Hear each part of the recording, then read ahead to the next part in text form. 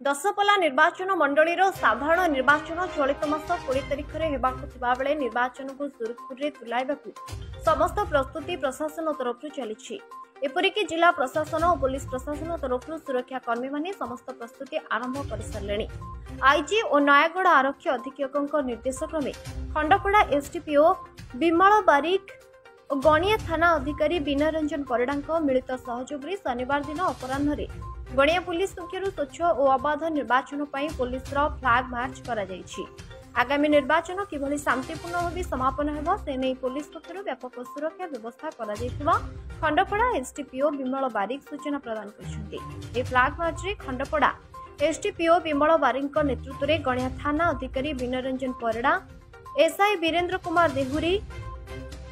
ASI Pramod Kumar नंद ASI मनोरंजन प्रधान समेत 2 platoon केंद्रीय पुलिस फोर्स और गणिया थानार समस्त कर्मचारी माने गणिया थाना परिसर आरंभ कर गणिया बजार दे जगन्नाथ मंदिर पाटना साही तल बजार चौबंग छक कलेज छक किशोर प्रसाद पंचायत किशोर प्रसाद कालियापड़ा ग्राम आड़कटा पंचायत आड़कटा जगन्नाथ प्रसाद कृष्णपल्ली ग्राम आदि विभिन्न अंचल पुलिस पक्षर फ्लैग मार्च करा जायतिला।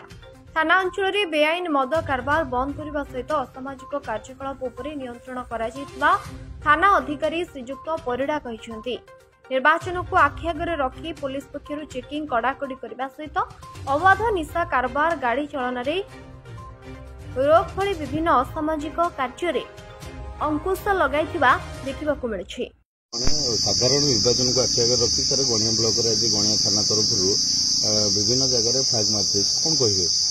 देखु आसंता जो आमर साधारण निर्वाचन अच्छी फ्री फेयर एवं भायोलेंस मुक्त करने आम एसपी नयागढ़ सार आईजीपी सीआर सार निर्देश अच्छी से क्रम आज आम गणिया ब्लॉक रे विभिन्न जगह आप देखिए आम फ्लैग मार्च चली आमर प्राय 2 कंपनी सीएपीएफ